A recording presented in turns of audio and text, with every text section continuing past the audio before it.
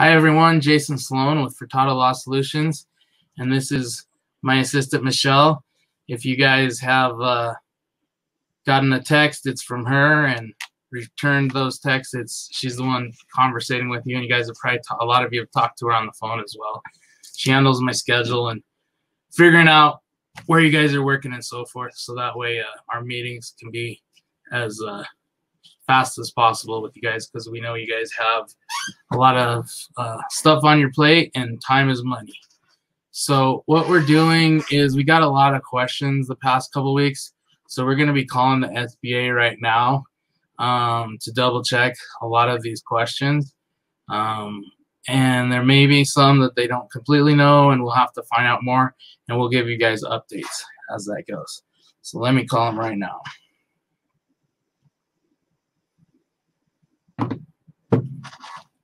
Welcome to the U.S. Small Business Administration. For assistance in English, press 1. Para asistencia en español, oprima el 2.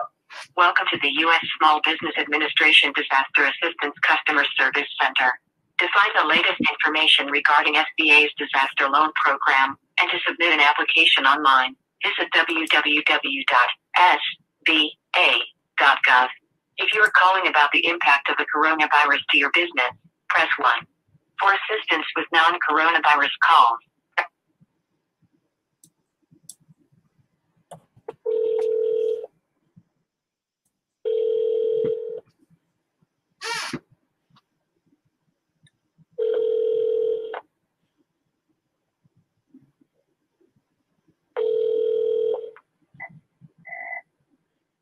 SBA customer service. This is Kenny. 898-255. How may I help you? Yeah, Kenny, I had a few questions for some clients that are going to be doing the EIDL. So I was just hoping you could answer them since the documents are a mile long. So I know the loans were originally supposed to be up to $2 million and it got dropped to $150,000. But there was a section in there about if it was a company that was a major source of employment, they could get more money. Is that still the case with the $150,000? Is there a form, or is it $150,000 no matter how big your business is? It's $150,000 max. Okay. And then what is the minimum credit requirements for the loan? Okay, so the minimum score to have your application move forward with review is 570, but that does not guarantee that an approval. Okay. So anytime during the underwriting process, the application can still be declined. Okay. Sounds good. Is there like if you're here at a 620 or something, it's pretty easy to go through, or is it just case by case? So it's case by case. The standard SBA underwriting is still applied. So you would still have to have acceptable credit, and your business will still have to be able to support the loan via review of revenue and things like that. Okay. So, you know, yeah. So in the so if it was just a 620, that doesn't guarantee that you would be approved for a loan. We would still have to review your finances to ensure that the business can support the loan, the activities are acceptable, and things like that. Okay. All right. And then is there a time period to use the funds? Because I know it's based off of 6 months worth of your revenue for the last from January or February 1st, 2019 through January 31st, 2020. So would those funds need to be dispersed within 6 months? You would definitely have to use the funds with an acceptable time frame. I don't think that there is, I don't think that there is a specific time frame. But let's just say that you apply for $150,000. Mm-hmm. They can advise you how those funds may be allocated, and that $150,000 can be split up into multiple disbursements. Okay. So you may get, $25,000 for the first disbursement. They may have tax proof of how those funds are spent. Then they can give you another disbursement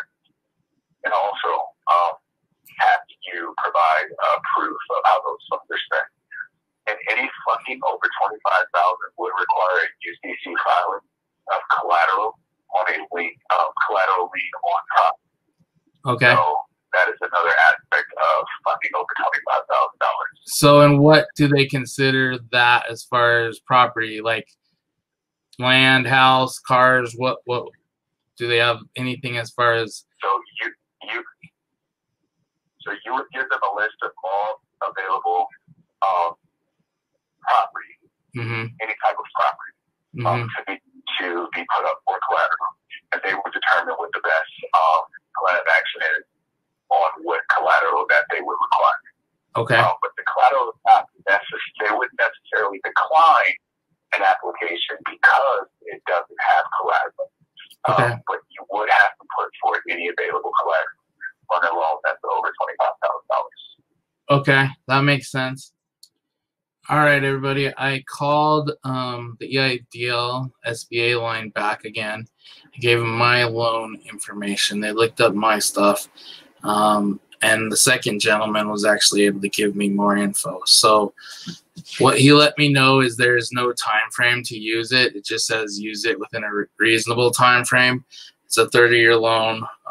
It's that rainy day fund, but to be used for your business expenses, which that's on this fact sheet also. Right.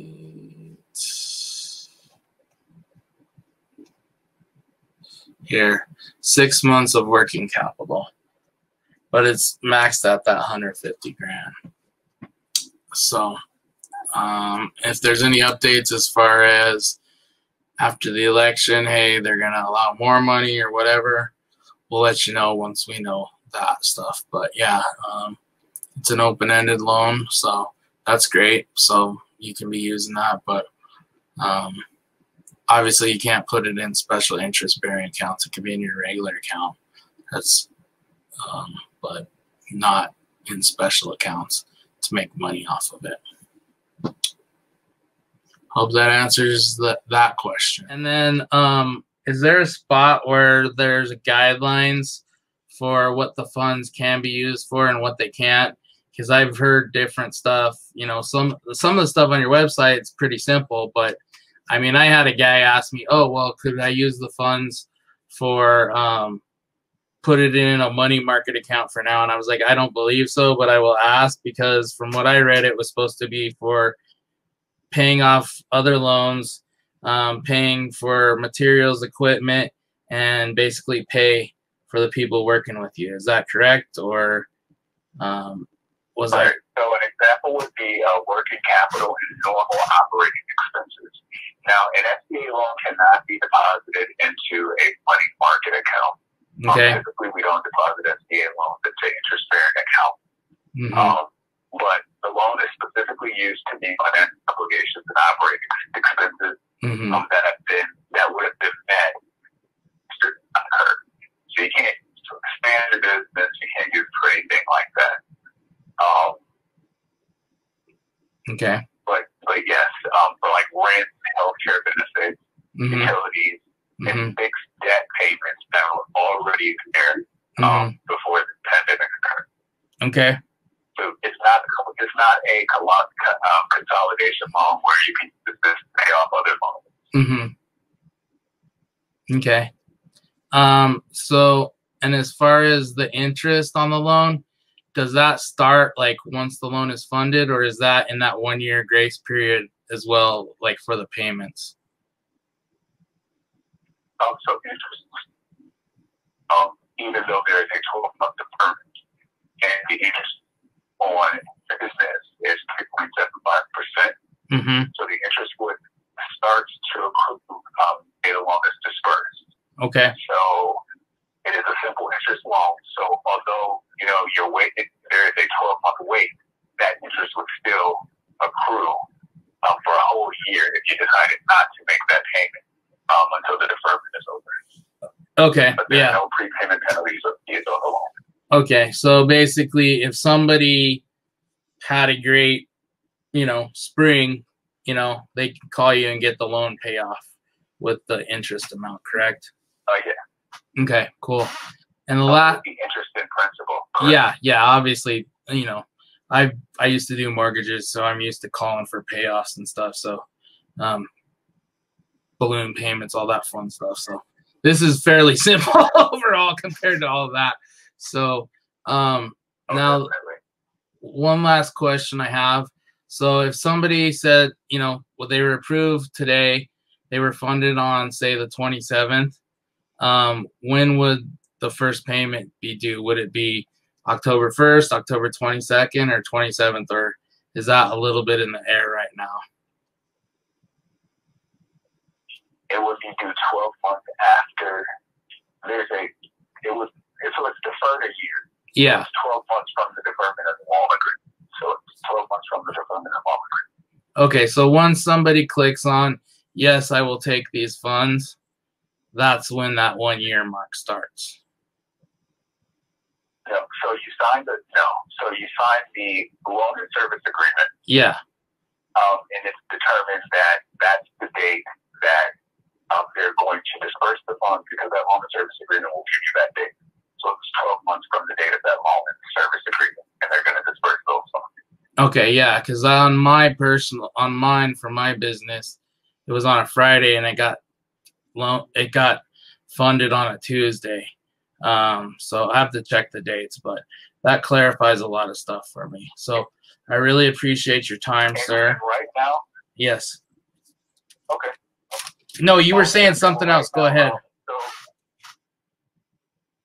So right now, so let's just say you signed the loan agreement on a Monday. I can't verify that you would have the funds within 2 days or a week or anything like that. Yeah.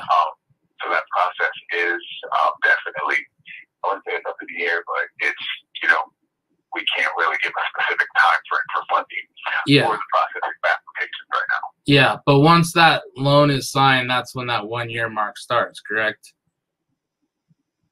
That's correct. Okay, so if it takes a week to get funded or a week and a half, then that's on that. So, all right, so I think we're good on everything with there. So thank you very much for your time, sir. I really appreciate it. Absolutely. Good luck on your recovery. Have a great day. Okay, thank you. Bye.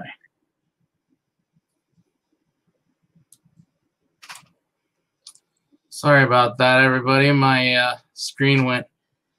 my second screen went dead for a second there. Lovely technology, right?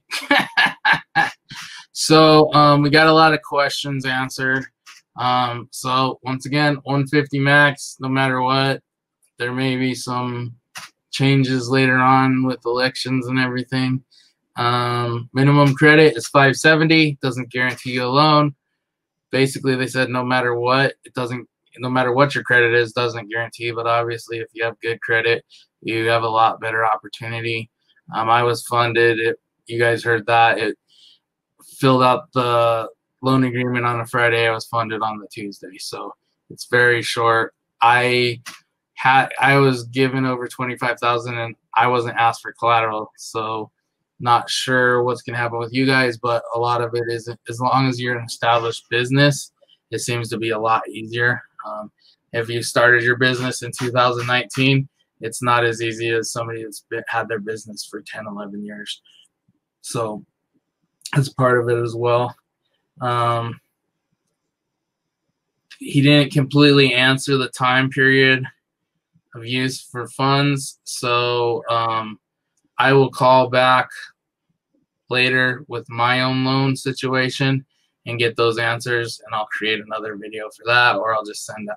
We'll put that information out when we send this email out, one of the two. Funds, you heard it, it's to be used for your business expenses, not to put it in a money market and so forth. Now, if you pay yourself, you can do whatever you want with the money, but you can't take your money from the business, not pay taxes or whatever, do the other stuff with it. It's not the rainy day fund. It kind of is, but what you can do is, if you're earmarking that on your QuickBooks and so forth, you could be still bringing in money for your business, and that could be used for whatever you want.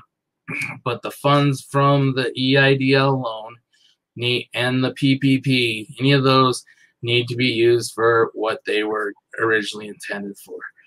So that way you guys are not on the news like some of these guys that are spending a bunch of money on stuff that has nothing to do with their business. Interest, we answered that. If the interest starts on the day that you sign the loan agreement. So if your loan is funded in 2-3 days, great. It might take a few more days. For me, like I said, I signed it on a Friday, and the funds were sent to me to my bank account on a Tuesday. Also, the only fees associated with this loan is there's a $100 fee for running it. So I received everything but $100 on my funding for myself. And we talked, and that goes into what we talked about, the funding. So I think that should answer pretty much everybody's questions. If you want, like I said, feel free to reach out to me. You can reach out to Michelle. Michelle, what's your phone number? My phone number is 720-409-3905. You can call me or text me. It's my direct line. Okay. And if you want to call the SBA for more info, this is their number is the 1-800-659-2955. And that is a better phone number than what's on here. Because that one, the one that's on the other information, Michelle can attest to this. She was very ticked off. And I was like, oh, wait, here's a phone number. And this is the phone number you get once you fill out your paperwork. And I've said this before, and I'll say it again. A lot of us filled it out because we got that grant. I didn't know I had already filled it out. So when I did the information, they're like, you already have one on file. I had to fill out a bunch of stuff. So that's all for right now. I will call and look into if there's more information about the time period to use for the funds, because I may need to get a specialized person. So like I said, there may be, it might just be a small update. Also, I will be in the Atlanta, Georgia area on November 3rd through November 10th. I get in the evening on November 3rd, and then I have stuff going during the day, during the week, almost that week that I'm there. But the evenings I'm available for dinner to meet with you guys. If any of you guys want to meet, I'd love to, and the weekends are available as well. So I'd love to come check out your guys' offices and see your operations, and anything that we can do to help. I'd love to collaborate and see what we can do to help your guys' business. Till next week, signing off.